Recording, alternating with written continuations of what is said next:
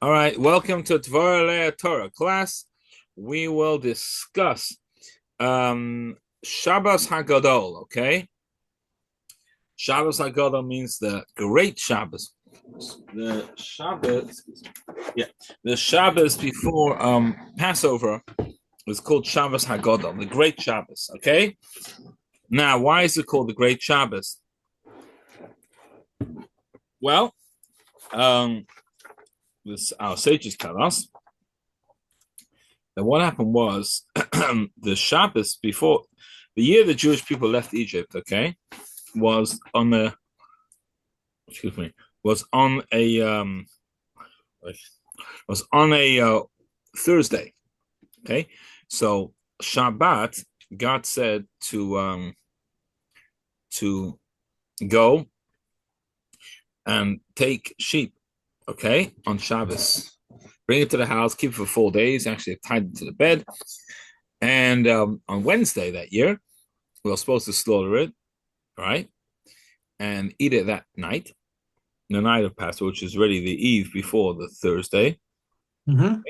the Wednesday night, and then midnight, God will destroy all the firstborns will be smite, will basically will be struck, and then the following day the Jews will leave Egypt. Okay, this is a say. This is how it was supposed to be. Came that Shabbat, and the Jewish people went and started taking the animals. Now, put in perspective, this goat was the sheep, was basically the god of Egypt. It was their worship. They worshipped it. And we're taking their god and taking it, and then the Egyptians said, "What are you doing? What's going on?" I said, "Well, with as I said, we're slaughtering on Wednesday. Wednesday night, all the firstborns are going to die at midnight, and we're going to be leaving the next day." Now, the firstborns knew it's serious business. Every time Moses predicted something, the last 9 times it happened. So they knew that their life was on the ballot here, is on the line. Not on the ballot, on the line. The life is on the line. So they, the Jews better leave. If not, they'll die. They went very, very nervous. So they went to the fathers and they went to Pharaoh and said, let the Jews leave, let the Jews go. Send out the Jews. And Pharaoh and the fathers refused. If you don't let them leave, we're going to die. And Pharaoh refused. And the fathers, so they made a whole war. They went, actually, there was you call it a civil war in Egypt. The fathers against the sons against the fathers. And many fathers got killed, many sons got killed. Massive war. Nothing happened to the Jews. The Jews were saved. The Jews were not hurt, but there was a massive civil war in Egypt. So to remember this war, to remember this miracle, we call it Shabbos HaGadol, which means a great Shabbos, because a great miracle happened. And therefore, what we do, we actually read the Haggadah after Mincha. After Mincha, the Shabbos before Passover, we read most of Maggid we read. By the way, this year's Shabbos is actually the Shabbos before Pesach, the day before Pesach, the day before Passover. But then usually it's not. The next time it'll be like this will be 20 years from now. But anyway, okay, so this is why it's called Shabbos Haggadah, right? Now, so this story really needs a lot of explanation to understand what's so great about this miracle. Did anything happen to the Jewish people? Did anything change? Did Pharaoh let the Jews leave? No. The Pharaoh stayed the same. The Egyptians stayed the same. I mean, the Pharaoh stayed with his strong decision not to let the Jews leave. So what happened? Seemingly the Jews had nothing happened to the Jewish people out of this. What did you gain out of this whole thing? That's number one. Number two, um, the fact now there is something about why this fast was actually not on this. Sorry, excuse me. This holiday, to remember this miracle that the Egyptians struck each other, right? Actually, that's what it says. Lamakim esayim bivchoreim, says God smit the Egyptians with their bechorim. One of the, one of the things, chapter 1, Psalms 136, if I'm not mistaken. It says that the Egyptians, God smite, whatever, the Egyptians with their, by simple meaning is by killing their firstborns. Another way is God destroyed the Egyptians with their firstborns. In other words, the firstborns killed, made a war with the firstborns, was the ones who killed many Egyptians, So the firstborns was the one how God's that way how God they actually murdered many or killed many Egyptians. But anyway, why don't we celebrate it on the day of the 10th, on the day of the week, on the day of the date when it happened? Every holiday you celebrate when it happened. Pesach, for example, Passover, the 15th of the month. We don't celebrate it a day of the week, right? A regular holiday you celebrate for the day when that happened, Shua. So whatever, it's always celebrated the day of the month. Here we're celebrating the day of the week, the Shabbos before Pesach. It's not always the 10th of the month of Shabbos. This year it's not, right? So what's the reason? So Shulchan Aruch says that the reason is because Miriam, Moses' sister Miriam, she passed away 40 years or 40th year Jewish people left Egypt, just 39 years after this story happened. She passed away that day. We don't want to make that day a holiday.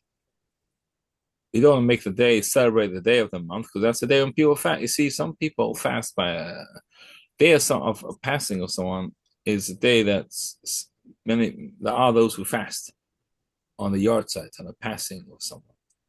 Okay, but since that day was set as a fast day, they don't want to make that day as a celebration.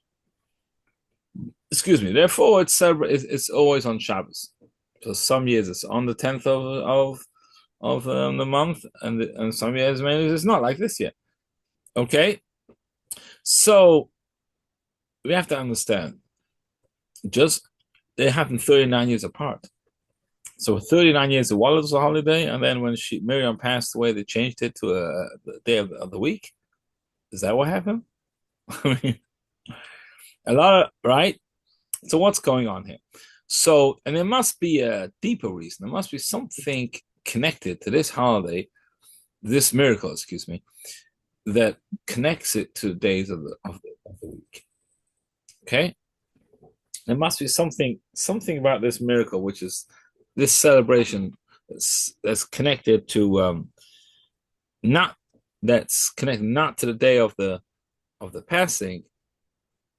I'm sorry, not their passing. Miriam. The reason, sorry, there must be to this miracle of the Egyptian, the firstborns, killing the fathers. That whole civil war in Egypt must be somehow connected to the days of the week. Okay, so let's go.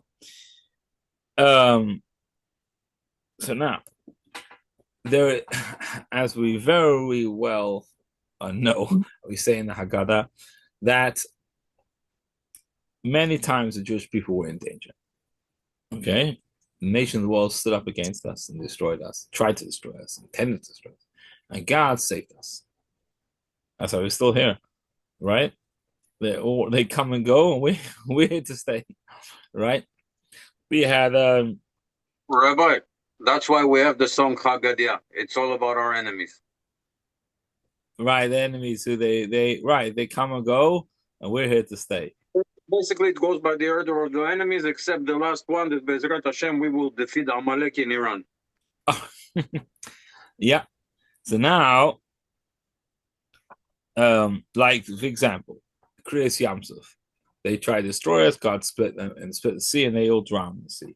Purim, they tried to destroy us, and God made us that we should overpower enemies. Chanukah, they tried to destroy us, and God made a small army of the Chashmonaim, right, to overcome the strong, mighty Greek army, and etc., etc., etc. Now, this one was a very interesting miracle. Parshas stayed in power. Parshas didn't lose his he stayed king. And while Pharaoh was in his kingdom. How he stayed king before and after, there was a destruction. Right? Pharaoh refused to let the Jewish people go. Pharaoh stayed strong in his right, and even Moses had to respect the Pharaoh. He was because Pharaoh was king. He had to. Moses was went out with Pharaoh the last time. We was angry because Pharaoh said, "I don't want to see you again," but he gave him respect. Moses himself gave Pharaoh respect. Why? Because Pharaoh was still the king, and he still had the power of the king, and still the authority of the king. But while Egypt was in its full glory, there was a miracle, right? It's not like I don't know, Purim, Hanukkah, let's say. It has not. They destroyed the enemy, right? They're gone. The nations by Purim, they want to destroy Haman. The whole Haman, all the enemies of Jews will go wiped out, right? The whole here, I mean, the Pharaoh stays Pharaoh. He wasn't wiped out. While he was king, while he was in, there was a destruction, and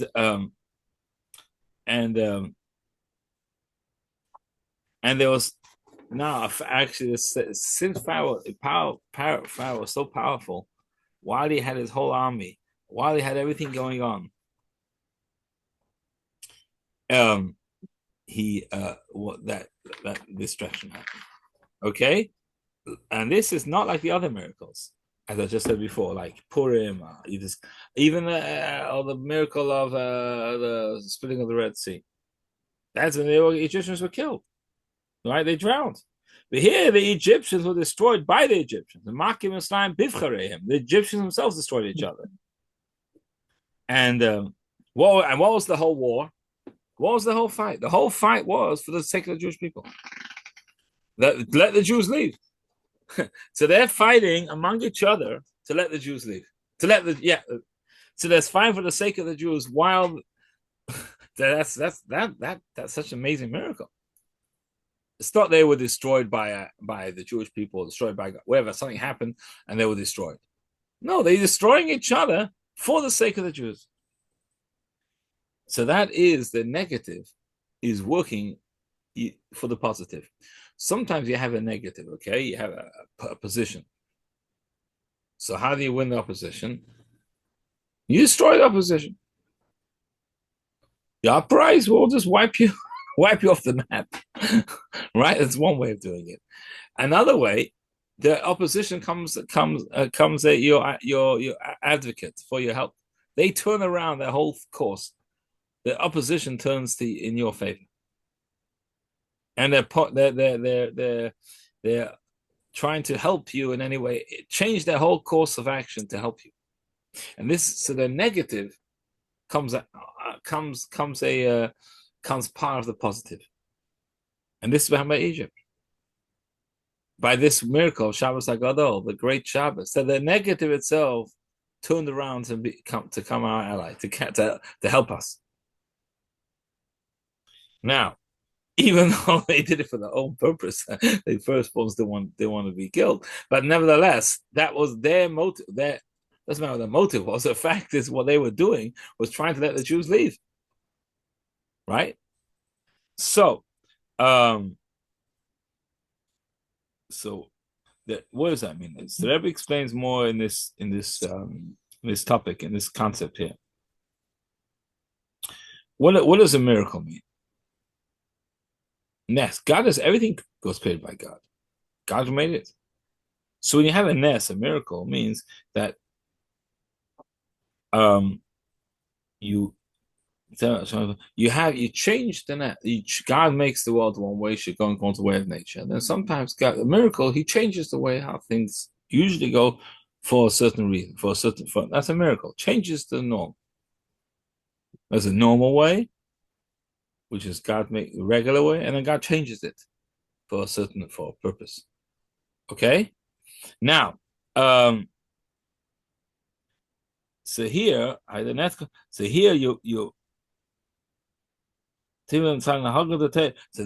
is you're changing their character. The Egyptians' character is changing because of the conduct of Torah. And this is This is the now there's a certain way how Torah regularly has it, and here even the conduct of the Torah has changed. What does that mean? There are certain things that could be refined. Okay, certain things that you're able to refine it, utilize it in the right purpose. You can take, like for a general example, that's a cell phone. Okay, a phone, a computer. You can use it for good things, or you can use it, God forbid, for bad things. Choice. Is a cell phone bad? Is a laptop bad? No. It depends what you use it for, right? You can use it to, you can listen to your phone. You can use it to hear Torah classes, and you can use it to help you for business and for good things, and you can get earn for your family and earn a living. Use it for the right purpose, for good thing. You can take this phone, cell phone, or whatever, laptop or something, and use it, God forbid, in a very bad way, right? So that's a choice. There are certain things that can never be refined. What you need to do is break it. There's no fixing. It's so evil. It's so bad. It has to be completely destroyed. There's nothing. No good can come out of that. Okay. I'll tell you. Let's say, actually, now we come to chametz on Pesach. Chametz now is you can use it for a mitzvah. Pesach, you can't. It has to be completely destroyed. Nothing. The only way to burn it, destroy it. No refining. One Pesach comes and you have chametz. Oh, can't have it. No good can come out of that. You can't turn it around for a good purpose. Okay? So not eating non-kosher food. Pork. It has to be destroyed. You can't have benefit. You can't eat it for a good purpose. No good can come out of that. It's negative. Completely destroyed. Here, the evil of Egypt is completely evil. It has to be destroyed. What happened here? The negative, the evil, Egypt, the worst, they suddenly turned around in a positive manner. Here is an exception to the rule. The complete evil of Egypt turned around to help the Jewish people in our favor. And they were fighting for the Jewish people themselves. Even though, as I said before, they were afraid of their lives. But nevertheless, they actually changed course for the Jewish people. That's a great miracle. The greatness of it is that the negative itself turned positive, which is unacceptable, which is nothing like that. It's not a normal thing. It's not the norm. The negative should turn positive in such a matter, such a way. Okay. Now, what's the connection to the passing of Miriam? It says in our sages that it says it says in Tanya that when a tzaddik passes away, a righteous person passes, right? What happens? It's a negative actually turns positive. I explain what I mean. Let me just I'll explain this a little bit to understand what I'm talking about here. It says in Torah, the mitzvah, the commandment of the red heifer, right? You know what red heifer is? Basically, it's going to be 9, a heifer completely red, no black, no other color hair, only red. And then you bring slaughter, you bring it outside. Usually a sacrifice, all sacrifices done in the temple. This one was done outside the temple on the mountain of olives, Har Mishcha, which is right near the temple, Mount of Olives. And they sprinkle the blood towards the Mikdash or the temple, and then they the whole process, they do a whole procedure, and a person who came a tumor because he had to do with a dead person, right? He would do he went to a funeral. He was under the same roof as a dead person. He came impure from a dead person. The way to be purified is you take the ashes from this red heifer, because after the slaughter they burn it and it makes it ashes, No, comes into ashes. They take the ashes, mix into water, especially water from a spring. There's many laws of how to get how this water, what type of water is kosher for this. And then they sprinkle on the person on the third day, the seventh day, and he comes pure. And right after Torah says the rules with the red heifer, tells us the passing of Miriam. One's next to each other in Torah. In Parshas Chukas, in the book of Numbers. Okay? So the Alter Rebbe says, what's the connection between the two? The founder of Chabad, the Alter Rebbe, the one who wrote, the author of the Tanya. So what's the connection between the passing of Miriam, with the red heifer? He says, just like the sages tell us, just like the story of the red heifer forgives. The person came basically, and a person came in impure. He gets cleaned from the water of the red heifer. Also, when tzaddikim pass away, it also brings a purification to the world. So just as the red heifer purifies, also when tzaddikim pass, they purify. It's a purification comes to the world because of that. So, what's going on here? When the passing of tzaddik, just like the destruction of the firstborns, right, is connected to was the negative turned around to a positive, right? Same thing. Passing of Miriam also turns around negative to positive, so they're really connected. It's the same idea. The passing the idea of the destruction in Egypt through the firstborns was turning around negative to positive. The negative itself fought with Jewish people. So saying this in the passing of tzaddik of Miriam, tzaddikas like Miriam, her passing turns around negative to positive, brings more light into the world. Why? Because the passing of tzaddik forgives on the sins of the Jewish people. Even sins that people did purposely, willingly, are forgiven by this by the passing of the tzaddik. Okay, so now we can say like this. So now with all this explanation, we can understand why it was not established the miracle. To remember the miracle of the destruction of the firstborn of the war of that Shabbat on the 10th of Nisan. It's not celebrated always the 10th. We don't want to basically remember the miracle of the first destruction of Egypt, right? We don't celebrate that day on the day of the 10th of the month when it happened. So it's not like this. Our sages, right? It says on Rosh Hashanah falls on Shabbat. Okay, so we don't blow shofar on Shabbat. This past year, I think Rosh Hashanah, if I'm not mistaken, was on Shabbos. We don't blow shofar on Shabbos. Why not? Okay. Torah says blow the shofar on Shabbat. Why don't we blow shofar with Shabbos? And the answer is because someone might not know the way how to blow the shofar. He might carry the shofar in the street and ask someone to blow it for him. Ask an expert to blow the shofar for him. He might carry on Shabbat.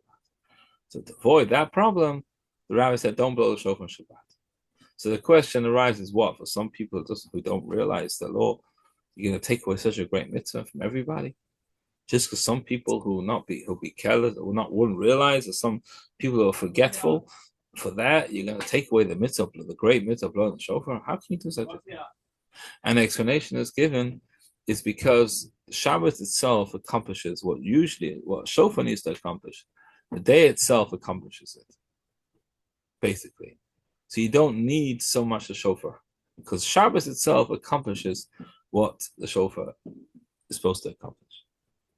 Okay? So basically, we're trying to say here that by mentioning, so what we're going to explain is we're going to take that idea and bring it here. that's what we Shabbos HaGadol, that we celebrate. We do the customs of Shabbos HaGadol, and we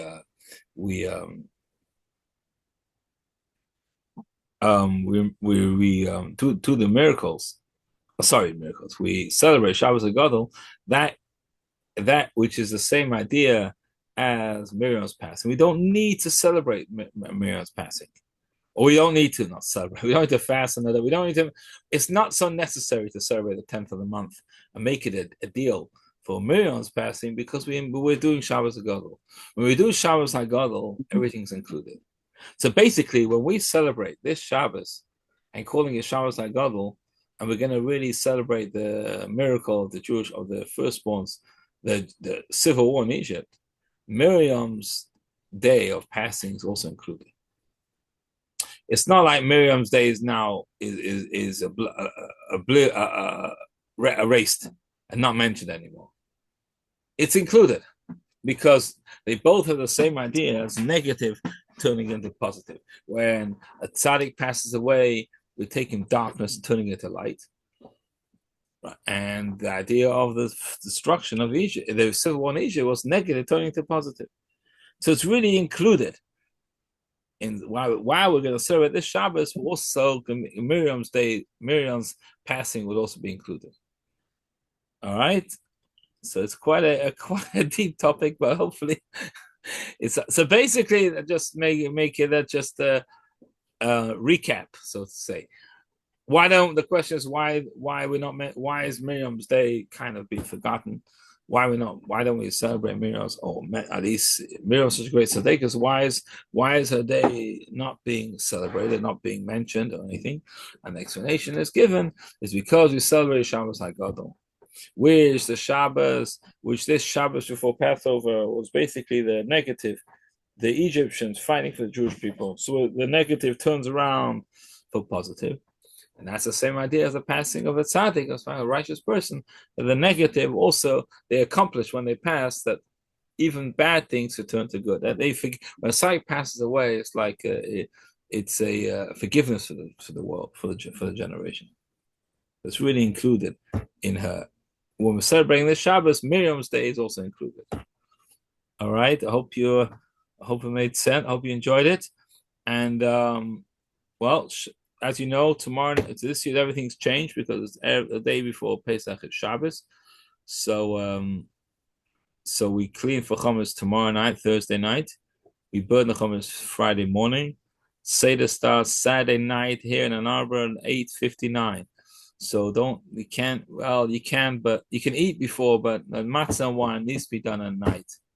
So if you're really hungry, have your eat before the sundown, and then stop, and then when it comes 9 o'clock or 8:59, if you want to be exact, make your kiddush, and you give your kiddush together with Havdalah, okay, and then the Saturday night and Sunday night.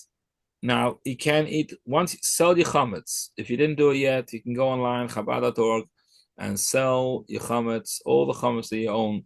Sell it, so you shouldn't have you can avoid all the issues of having chametz in your house. It's very simple. You do it online. Go Chabad.org. Chabad.org or Jewish over here in Ann Arbor, and just fill in the form, and you'll be able to do the mitzvah of, not having any chametz in your house. Okay. Hope you have matzah. Make sure you have a hand-baked matzah for the first night, at least for the Seder. And wish you all the best. Thanks for joining. Happy kosher Pesach. Be well. Bye-bye. Thank you, Rabbi Zalman. Thank you. Thank you for joining.